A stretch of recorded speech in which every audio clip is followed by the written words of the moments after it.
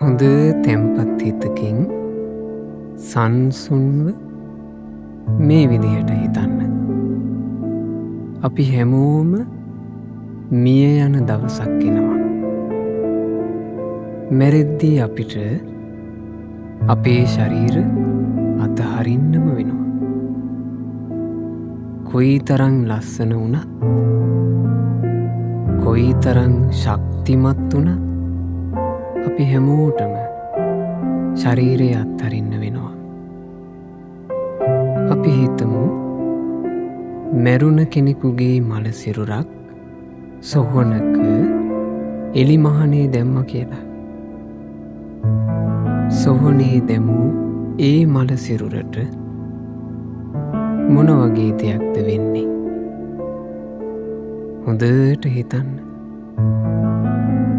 දවසක් විතර ඒ මල සිරුර කිසිම වෙනසක් නැතිව තියෙනවා. හරියට පණ පිටින් ඉන්න කෙනෙක් නිදාගෙන ඉන්නවා වගේ. වෙනසක් නැතිව මල සිරුර තියෙන්නේ දවසක් වගේ විතරයි. දවස් 2-3 ගත වෙනකොට ඒ මල සිරුර ඉදිමෙනවා. තොල් ඉදිමෙනවා. මුහුණ ඉදිමෙනවා. විරූපී වෙලා, කට විවර වෙලා, ඇස් ඇරිලා, අතපය ඉදිමිලා,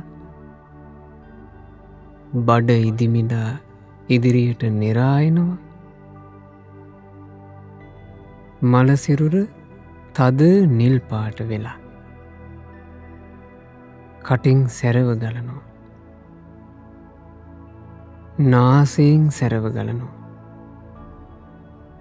කන් වලින් සැරව ගලනවා. ඇස් වලිනුත් සැරව ගලනවා. මල මූත්‍රා මාර්ග වලින් සැරව ගලනවා. සම පුපුරලා තැන් තැන් වලින් සැරව ගලනවා. ඉතින් මගේ ශරීරයත් මේ වගේමනේ. මගේ ශරීරයත් මේ විදිහටම ඉදිමිලා නිල් වෙලා සැරව ගලන ස්වභාවය එකක්. අන් අයගේ ශරීරත් මේ වගේමයි.